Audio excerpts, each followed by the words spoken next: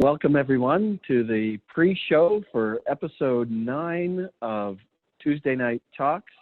And in fact, this is the final episode of season 1. And I just want to say good evening and welcome to all our viewers. And this is your opportunity to check your audio, check your video, settle into your couch, bed, or easy chair, and get something to wet your whistle for the next 45 minutes. As in weeks past, COVID-19 is still affecting the world with an unfortunate resurgence in the USA. That also colliding with a constant call for rectification of a systemic social injustice. Here in British Columbia, travel bans have been lifted within the province and Whistler is open for business.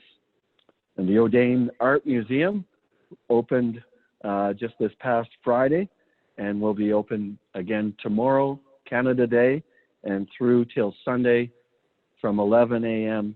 to 6 p.m. As always, I'm a shameless salesman for the museum, and in connection to tonight's broadcast, we have the National Gallery of Canada's wonderful tome on photography for this exhibition that is in fact behind me, called The Extended Moment, 50 years of collecting photography at the National Gallery of Canada. And this wonderful book, which actually extends well beyond the confines of what's in this show, is a wonderful record of photography throughout the world, and at the low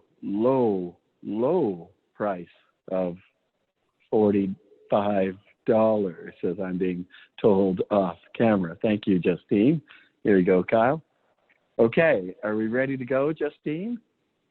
I think we are. So let's go to the top of the broadcast.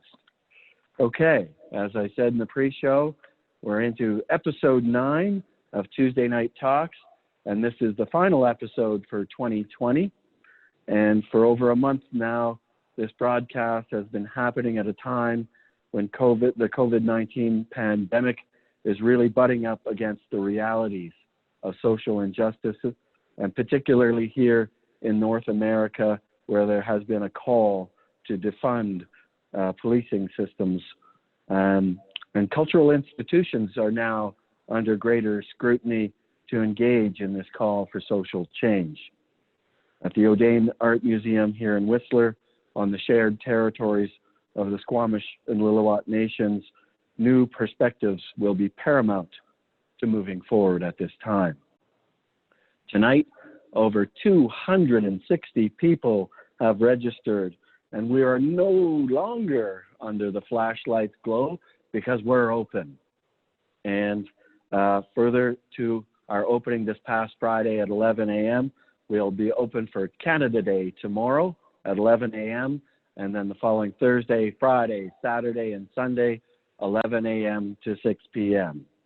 So tonight, we're honored to have a couple different guests from our artists in previous weeks, and those two guests are Sasha Suda, CEO and Director of the National Gallery of Canada, and Kitty Scott, Deputy Director and Chief Curator, also of the National Gallery of Canada.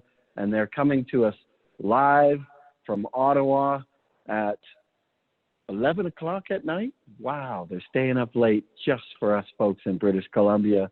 Welcome to the program, Sasha. Hi, Curtis. It's great to be here. And thank you for, as I said, staying up late. And welcome to you, Kitty. I think you're located in a very odd place in the National Gallery with all kinds of devices around you. Hi, Kitty. Hi, I'm in one of my favorite rooms. I'm in the conservation labs. So you can see a few paintings behind me if you look closely. Yeah, it's a privilege to be in this beautiful space at this time of the evening. Thanks so much, Kitty. And to begin the broadcast, we're going to turn it over to Sasha to just give us an overview of the extended moment, which in fact has been graciously extended over this pandemic break and will be on display here in Whistler on the shared territories of the Squamish and Lillooet Nations until October 18th. And Sash wants to begin with a discussion of the piece that's sort of behind me. Well, Curtis, so first of all, thanks again for having us. I'm here in my office and on the traditional and unceded Algonquin and Anishinaabe territory that the gallery sits on here in Ottawa, Ontario. And the piece behind you, in fact, was a choice that you made, kind of the poster image for the show in Whistler, because you did install it a little bit differently together with Ann Thomas, the Senior Curator of Photography here at the National Gallery. And before you jump and tell us a little bit about why you chose that piece, I'll just say that Extended Moment is a celebration of 50 years of collecting photography at the gallery, which is a relatively short period of time, but I think particularly in light of the context we're in now, shows how much you can do in terms of building a collection of something that you weren't collecting prior to that moment. And photography, you know, until then wasn't considered an art form in the mainstream art field and in terms of institutional collecting. And we turned a corner there, and I think the show celebrates that legacy beautifully. So why Gary Schneider? Well, Gary Schneider, and for us, was just the perfect image to catch our viewers' eye, and I'll forgive the pun. And in fact, we had direct contact with Gary in New York, and we actually reproduced two images. This one behind me, which really grabs people as they walk down our glazed hallway. So a fantastic image for that entry into this wonderful exhibition. And then similarly, we actually have this same eye that faces out onto parking lot 3 here in Whistler. And so as you walk by the museum, this eye kind of follows you and hopefully leads you into this wonderful Pat Cow designed building. I'm going to turn it back to you, Sash, to the actual image of Gary Schneider's work. Yeah, so here you have it. I mean, this was a gift to the gallery in 2000 by Catherine Finter and Jim de Rivière, and it's called John in 16 Parts 5 from 1996. And just evocative, obviously, of what photography can and does do throughout its history. And again, just something that really is resonant within the collection. And so you move from that, which is in your title wall, Curtis, and you move into the first space within the Audain. And I was just there actually in February opening the show with you, having that privilege. And the first space, you can move to the next slide here, actually starts, unlike it did here in Ottawa or at the Morgan Library in New York, with contemporary work. And that was your choice. From my memory, you and Anne had a conversation about how to situate your audience in the here and the now. And of course, the history of photography, incredibly important within the Vancouver context in particular. And to have this work sort of anchoring that first wall on the left, if I remember it correctly, is particularly meaningful. Malecon from 2004, series from Cuba. And, you know, for me as still sort of new director at the National Gallery, meaningful because of course Stan is the first artist chosen to represent Canada at the Venice Biennale during my time here. That Biennale, of course, being pushed to 2021 now, and everybody really excited and anticipating what Stan will do in Venice. And Kitty, you had a few things to share about this piece in particular. No, it's just one of my favorite photographs that Stan has taken in this series. I think it's probably one of the signature images, but it's a great sort of tourist site in Havana.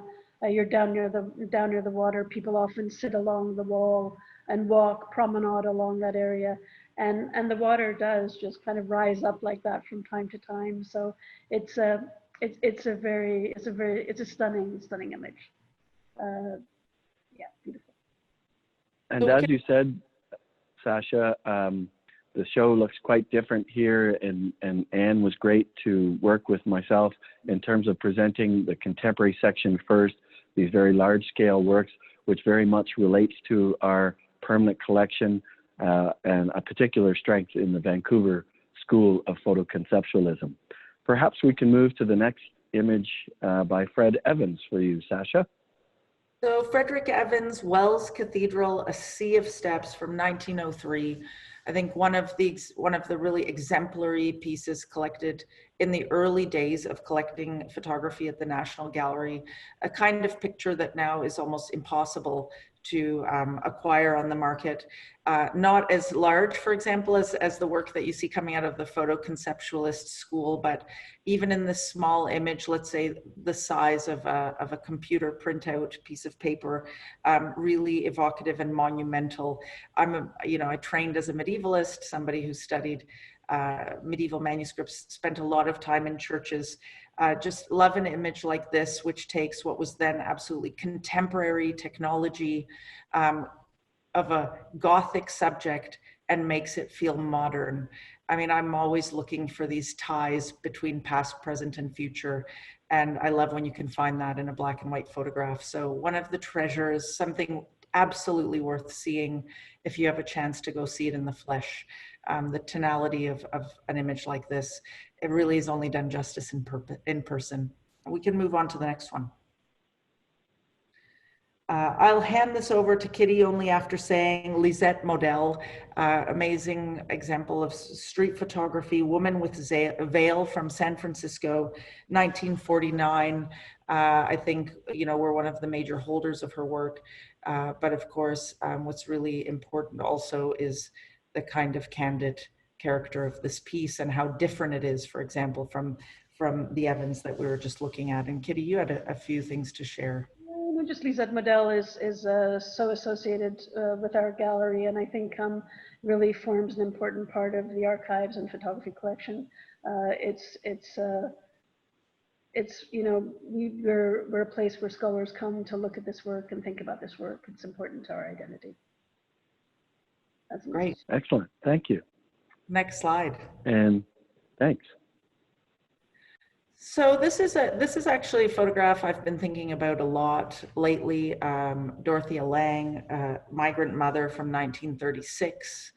I don't want to make too glib of connections here, but we've all been sort of thrust into a more home, like a residential kind of context. In this case, also, in the midst of the depression, in the depths of the depression, Lange was out in the world photographing migrant workers traveling across the United States, and just the family unit experiencing this very, very difficult and dark time in history in North America. And so something that kind of shows at once a struggle and the challenge of being in an unprecedented context, but also this extraordinary strength, and I hate to be too personal about it, but as a working mom trying to do all of these things that we're trying to do right now, as everything it conflates into one, whether it be personal and professional lives, it just shows you how universal these themes are, and how photography can bring us closer to one another through time again.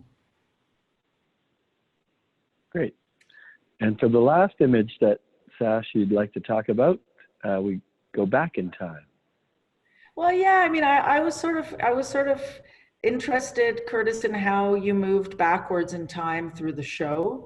I mean, you'd expect to start with daguerreotypes in an exhibition that sort of is a chronology of photography. And I think this one, in the same way that you sort of end early, this is from 1845, unidentified portrait of 3 women dressed as men. There's also that similar universalism, that kind of contemporary feeling of the theme that's being pictured.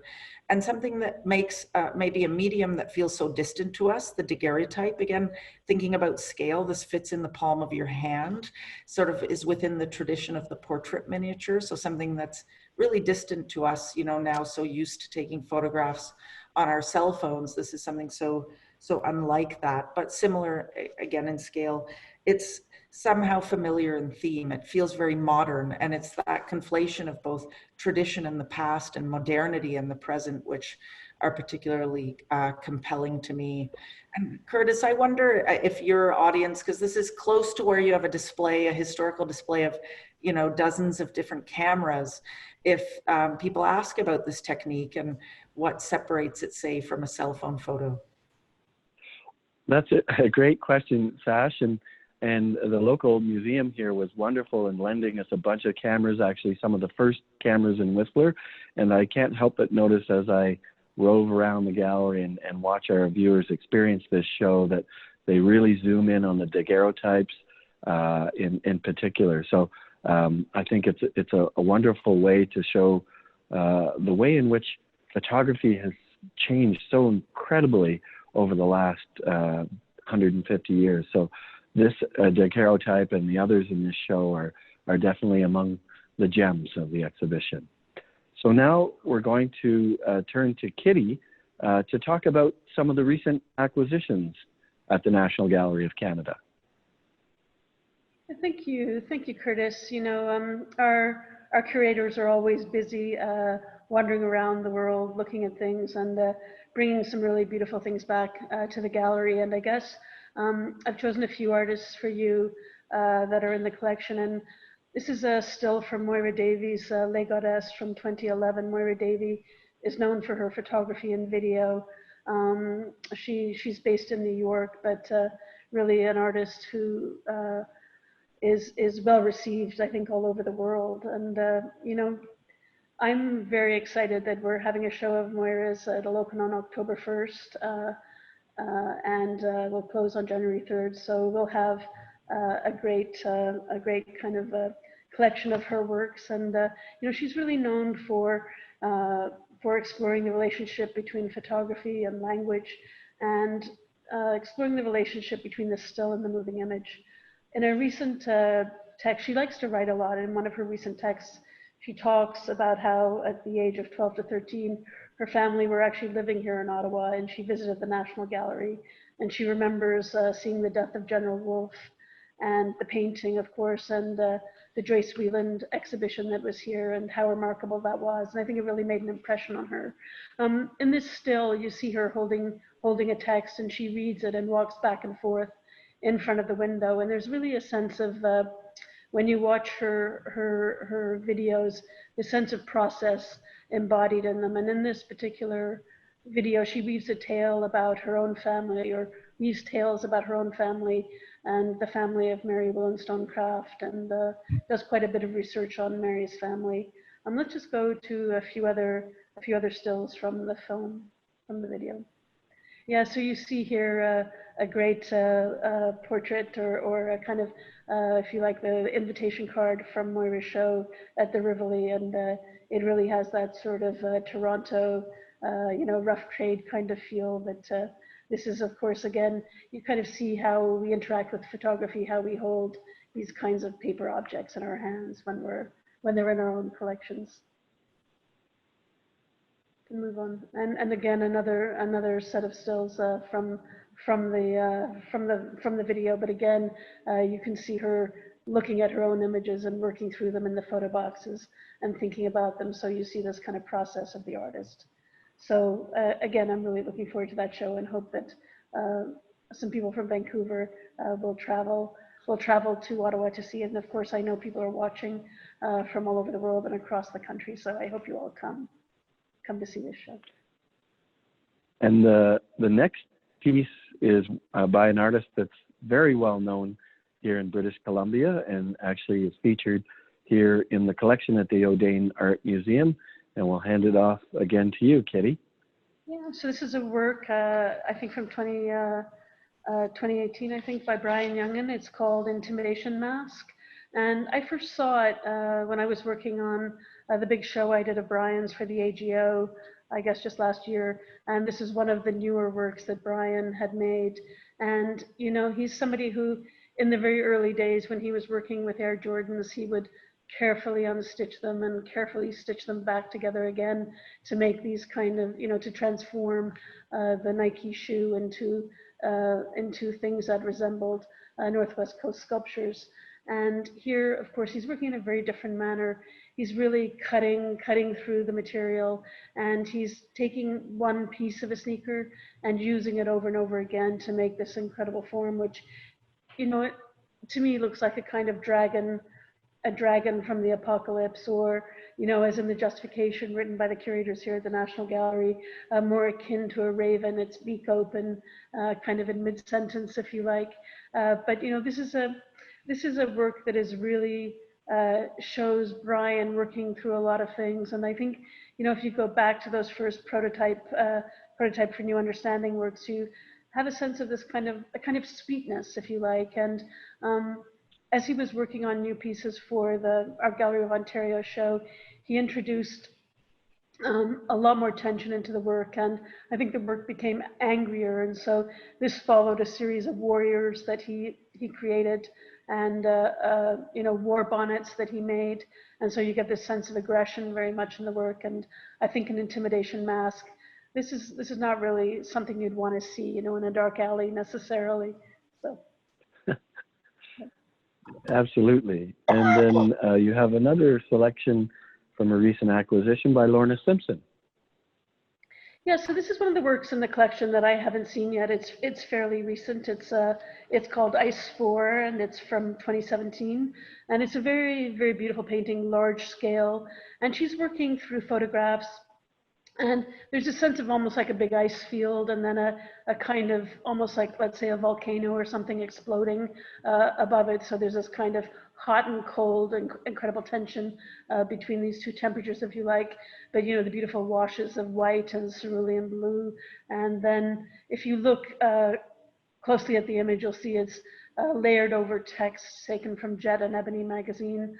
You know, Lorna was an artist who began making I think, you know, really like, or worked with the language of conceptual photography, you know, worked with black bodies, with language, with the female form was very important.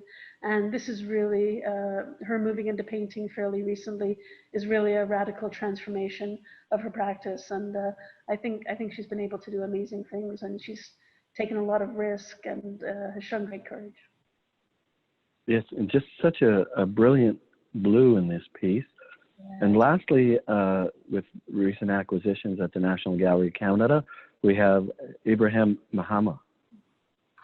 Yeah, so this is another work, you know, I haven't seen, but I want to choose some things that I don't know so well yet, and things that I thought were just really, really strong acquisitions. I wanted to share those with the audience, with you. And this is a really dramatic work. It's large scale. And, you know, the artist was sort of working with, buying from, negotiating with migrant laborers. And what you see here is a kind of wall built from the boxes that they use to carry their tools.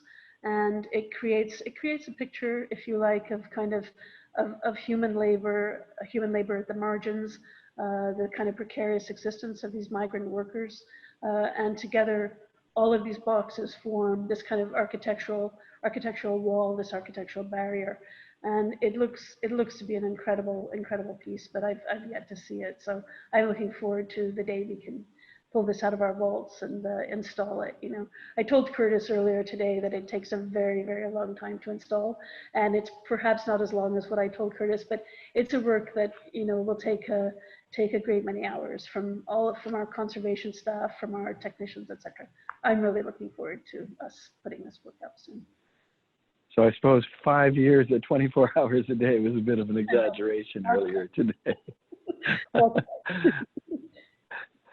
Thank you for making such a wonderful selection, Kitty. And now we're going to turn to an exhibition that will be on when the National Gallery of Canada opens in the latter half of July, and that's Abadakone. And for that, we're going to turn to both Sasha and Kitty. And for the first piece, we have Your Nango. Yeah, so thanks. So the gallery reopens to the public on July 18th. So in a couple of weeks, we'll be opening our doors again. And on the 23rd of July, we'll reopen the beautiful exhibition Abadakone, which is an exhibition of contemporary international Indigenous art, which opened in November. And many folks, I think, that are joining today were at that opening. It was quite historic for us. When I joined the gallery last spring in April of 2019, I really feel, you know, this beautiful building by Moshe Safdi, his first ever museum, is really a metaphor for the art world, right? It's this treasure box that hides within it these incredible and very special things. And while that is a really quite a beautiful image, it is something that I think the art world is trying to evolve beyond, right? We want to make our building more transparent and to share beyond the walls what it is that we offer inside. And so we have these amazing public spaces within the gallery, and it's through a big procession through those public spaces that you enter into the collection, to the collection galleries through these big heavy doors. And so when I came, I just thought, why wouldn't we want to bring art into those large public spaces? You know, we should be declaring kind of our values as soon as people cross the threshold from the plaza, from the outside of the building within. And prior to yours piece being in the space that you see in the slide in front of you, there was actually a ticket desk. And so, you know, very standard fare. I mean, it's not anything kind of like crazy that we would have a ticket desk when you enter the building, but it felt, you know, for the experience of coming into this big, open, airy space, this sort of moment of pause that didn't allow you to experience the space or to think about art. And in fact, it took about 250 steps for me, and I'm close to 6 feet tall, to encounter my first work of art after I joined the gallery. So the team sort of jumped on board when I suggested maybe that we remove this ticket desk and this experience, this transactional experience, and actually start an art experience from the second that you pass through the doors. And the team working on this, led by Greg Hill, our Michael Audain Senior Curator of Indigenous Art, I suggested to Greg, well, as part of Abadakwane, could we not invite an artist to do a project in the space that wouldn't just set the tone for Abadakwane, but also set the tone for the next 5 years of the gallery's future or history or present or whatever you want to call it. And so Greg reached out to Yor Nango, a Sami artist that came to Ottawa from Norway about a month before the show opened, and built this particular structure, which is a library of Indigenous knowledge, and particularly of Sami architecture, which, you know, is full of books and other symposia on video that have to do with Sami architecture, which is something that's actually very hard, may not surprise many of you, to learn about because of the rarity of much of the publications that are within this structure, and in fact, the knowledge itself having been cut off over time and not passed on. So if we go to the next slide, the building of this structure wasn't predetermined. A big part of Yor's working process, and we see this from a very recent documenta, is that he brings materials on site. He engages community, both local, but also further afield, Indigenous and otherwise, to help him bring this project to life. And even though you have kind of the design of a basic structure when Yor came to the site, he engaged in knowledge sharing and in different traditional practices to both skin and tan hides, so that the structure would be built through a kind of a communal and also collaborative project and community building exercise. This particular space, which doesn't look really like a big deal, but for the National Gallery of Canada, anything that's not perfectly tidy and exactly defined is a big deal. And I think it was really amazing to see sort of us loosen sort of our sort of notion of how we must do our work, and invite others to sort of take that space and have the authority to determine kind of how we might consider doing our work moving forward. As the maker space moved on, there was a large barrel of fire for tanning of the hides, and also underneath this particular awning, a station where people could make food and cook and find respite from some rough weather that they had. And I just want to mention that above the structure here is actually an old banner from our Gogan exhibition. We had a beautiful exhibition of Gogan Portraits the summer prior to Abadakwane. And that particular exhibition was the subject of, I think, really important criticism for the gallery around how it engaged with, how it how it sort of described Gauguin's relationship with the Polynesian communities that he lived in, and in fact some of the exploitative practices that he practiced throughout his life in those communities. And that was a watershed moment for us organizationally, talking about those things, being called out for racist language in our galleries. And there was some nervousness when Yor wanted to use that old banner within the makerspace. But I think what Yor managed to share and to kind of to show us as an institution was that these conversations are cumulative. You know, you can take that learning and extend it into the next project, and that our institutional histories, you also can't erase them. When something's over doesn't mean it didn't happen. And I think Yor, in his working with us with generosity, but also with a kind of critical also approach, really taught us to be engaged in a much more self-aware dialogue. And this particular awning, while it may again not seem like such a big deal, that kind of recycling and reusing of something was a really important moment for us. And we can go to the next slide. Here you see a moose hide before it's been completely skinned. So a very physical exercise for those of you who have been involved in getting down to the skin and before you tan the hide. And so we had many folks coming and joining us and helping in that process. And again, it was a process that was completely new to the public spaces of the gallery.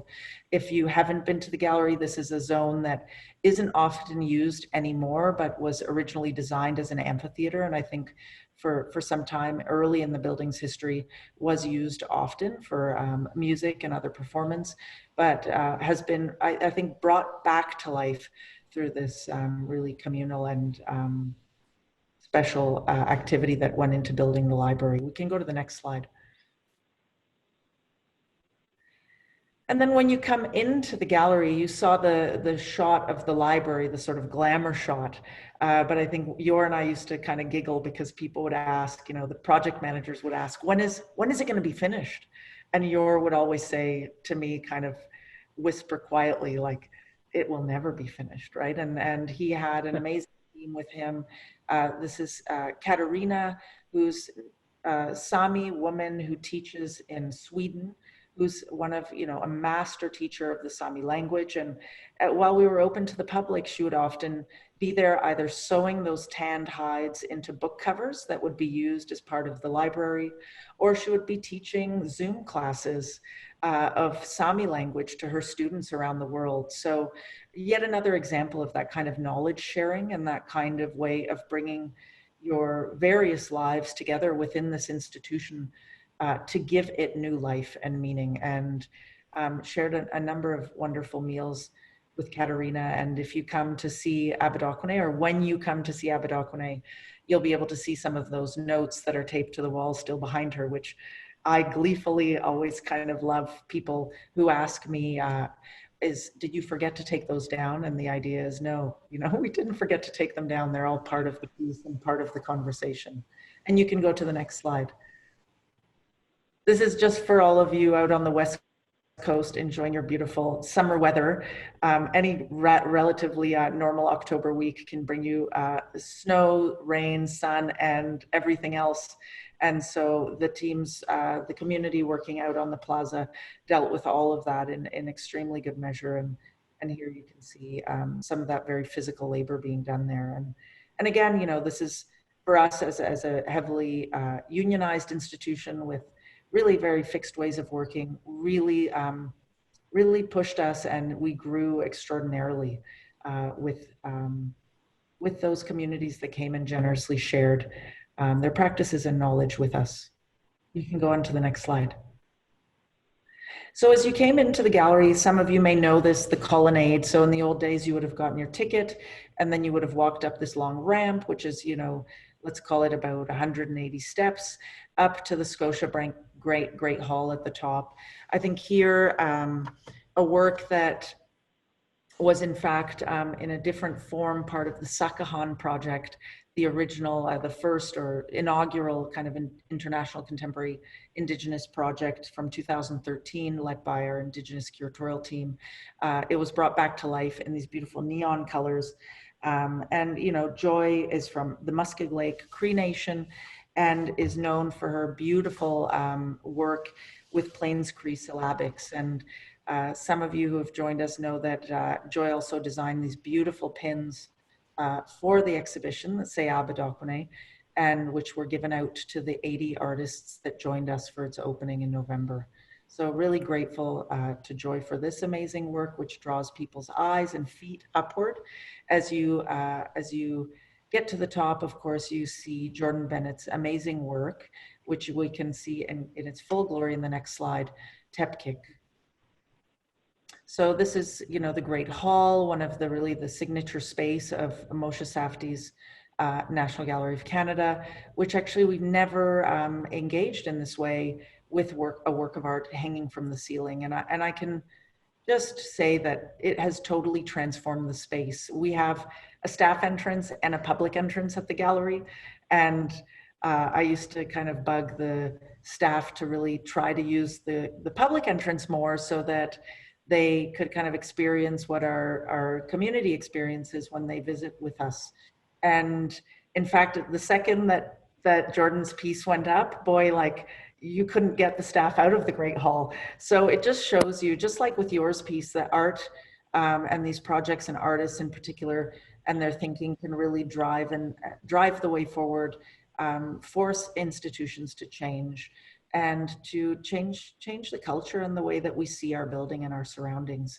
Kitty, you have a little bit to share about Jordan as well from your time. No, I mean, I go back a little ways with Jordan, and that I guess we're both from Newfoundland, but also, you know, when I was working at the Banff Center, he came as a work study and helped out in the gallery, helped Mimo Palladino, who was the prep there, and it was really a joy to have Jordan around. He's a very lively character, and he's always working, very creative. He's got a new idea every minute, but also just a wonderful speaker and a great sharer of knowledge. So I love Jordan, and it was great to be welcomed by that work at the National Gallery. And the last piece in terms of wonderful treatments of the major spaces in the museum is this one by the Mata Ahu Collective. Yes. Kitty, can you speak to it? Yeah, again, I think really amazing work and really beautifully cited. And so I really applaud the curators who worked on this and had the vision to put this work here. You know, it's made of, if you're ever sort of around docks and harbors and things, you see that kind of blue rope being used to tie up boats and such. And it's essentially a kind of giant, if you like, giant weaving or giant almost macrame sculpture. And, you know, the artists who are a collective from New Zealand worked on this particular piece. They didn't quite finish it. They shipped it to Ottawa, reinstalled it, and then they actually worked on it and finished it so that it hits the ground in that very beautiful way. You know, I think when you're at a distance and you're working on a major work, it's very hard to kind of tailor it for a specific space. And you just see the beautiful kind of finishing touch here in this work. And it's quite a stupendous looking piece. Well, thank you so much for this look at a major effort at the National Gallery. I should also make note of the fact that other artists included in this show, Joseph Tisiga, who's a TNT alumni now and had a major show here at the Audain last year. Also Marian Nicholson, who's featured in the collection, Dana Claxton, Dempsey Bob, who will have a major exhibition here next fall, and Rebecca Belmore, whose show and new performance in our meadow, as well as a major new installation, will open here in Whistler on November 13th. So the last part of TNT, as per weeks past, is the question and answer. And so we've been fortunate that we had a number of questions come in online today. And the first is going to be for you, Sasha, from Tim in Burnaby, and he asks, after recovery from the pandemic, will the National Gallery of Canada do things in a different way? Can you foresee any lasting changes? So that's a great question, Tim, and it's something that we've talked about a lot as a gallery since the beginning of COVID. We've talked about two major themes as a national gallery. One is to obviously survive, and the other is also to provide service. So how can we survive and remain of service to Canadians equally from coast to coast to coast? And so we're really looking to invest heavily in our outreach program, and to really emphasize that moving forward. And of course, that will include digital, but to also just think more about how we can get out into communities across the country in new and different and meaningful ways, but also to invite those voices into our gallery, and to, change the course of the gallery's future moving forward. Thank you, Sasha. Great response. The next question comes from Wayne in Assiniboia, Saskatchewan. In the midst of the Black Lives Matter, Indigenous, and LGBT2+ uprising, how do you amend the National Gallery of Canada's program and collecting policies in response? Sasha? Well, it's a really, A, it's a really important question, and B, it's a really, it's in some ways an easy question, right? You change it radically and you change it quickly. And so we've already started a review of our collecting practices, our acquisitions practices. We have a fairly new board now, and a board that is really interested in these questions and these issues. Kitty joined us just about a month and a half before the pandemic hit. And all of these things now are going to have to shift rapidly. And when we think about kind of how, to what end do we make these changes happen? It's to reflect Canada as it stands now, and to be able to continue doing that. Right now, I can tell you it's going to require some pretty, like most museums, but I think the National Gallery has, some work to do in terms of sort of, just kind of evolving quickly and changing some of the ways that we do things as a major art institution, a big one with lots of staff and lots of tradition. But we also want to set a foundation so that it's then easy to keep pivoting and keep evolving and keep changing things. So some of it will be immediate and you'll see certain things happen, but some of it will be more about policy work so that it doesn't require heavy lift every time we want to make a change and take a different direction in the future. Yeah, thank you, Sasha. Yeah, I just want to say thank you, Wayne. That's a great question. And I think, it's very important for us to be open as we move forward, and open to all the change and to thinking and doing and acting as we move along. And the next question is for Kitty, and it comes from Robert in Vancouver. Will the National Gallery of Canada continue to explore virtual strategies aimed at bringing its collections and exhibitions to a pan-Canadian audience in post-COVID times? Yes, of course. I think it's really important that we reach out with all kinds of social media, digital, virtual platforms, etc. We'll keep doing that. It's very important. At the same time, we don't want to create two classes of people, if you like. I think that as much as you might have a virtual experience with a work of art, it's really important to see that work and to be in front of it.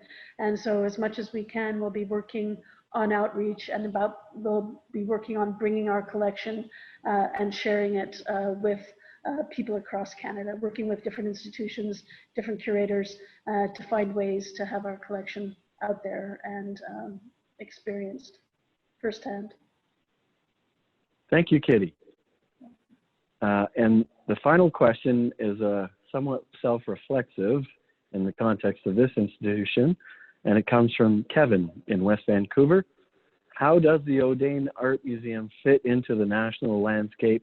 What are its strengths and weaknesses and opportunities? I'll hand that to you, Sash. Well, Curtis, we met about a year ago. I think we're both relatively new in our roles, and I've watched with admiration as you've really changed, I think, the trajectory of programming at the Audain. Joseph Tisiga's show, I think, was a big watershed moment for the Audain, and really looking forward, for example, to Rebecca Belmore's project coming up next fall or this fall. And obviously, you know, the extended moment has changed everything. But I think that I'd throw it back to you and ask you what your vision for the Audain is, because I think people are paying attention, as we certainly are. Well, thank you, Sash, and we were so delighted to welcome you to this institution, and I can assure you that this exhibition, The Extended Moment, was one of our most popular over the course of my very brief tenure here so far, and I think using the building and its site is going to be key in terms of how we move forward, particularly with the upcoming Rebecca Belmore exhibition, and similarly, we want to have a national presence. The Joseph Tisiga show is going to the Musée d'Art de Joliette in October, and then at the other end of the country, the Emily Carr Fresh Seeing exhibition will be at the Royal British Columbia Museum. So we can play a very important role in representing British Columbia artists, being active on the national scene, and looking into the future. I am very hopeful that we will have an international presence. So now we're going to wind down the program. Thank you so much, Sasha and Kitty, for your wonderful observations. I also want to thank the entire Audain Art Museum team here for working so incredibly hard over the past months and weeks to reopen this institution. And similarly, all my respect goes out to our founder, Michael Audain, and Yoshi Karasawa for their continuing generosity. Similarly, the Audain Art Museum trustees, who have been so open to revisioning this institution for a very new time here in Canada, North America, and the world. And I would be remiss, Justine, come over here, if I didn't give a big thank you to our crew. Here's Justine Nickel, our director and producer, our quality control coordinator, Erica Chan, and our everything guy tonight, Kyle Graham. Come on in, Kyle. Okay. And I also, a little closer, Kyle. And I also want to give a great shout out to all the TNT artists that we're so happy to host: Ian Wallace, Paul Wong, Halacton, Liz Magor, Joseph Tisiga, Landon McKenzie, Kim Dorland, and Sean Hunt. And a special little shout out to my sister Susie in Canada, who has stayed up late every Tuesday for the last 9 weeks. Thank you, Susie.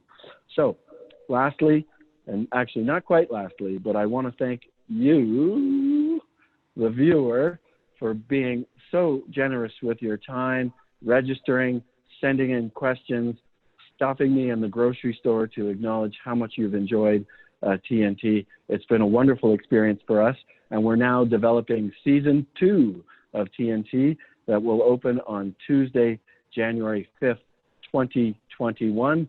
And before I leave, I want to say thank you so much to Sasha and Kitty for staying up late in Ottawa. They won't get home till well past midnight. Good night, Sasha. Thank you so much. Good night. Congratulations on an amazing. Good night, Kitty. Thank you. Thank you so much. Thrill of a lifetime, Curtis. Thank you. Okay. Thank you from Whistler on the shared territories of the Squamish and Lillooet Nations. Good night to Ottawa and all our viewers.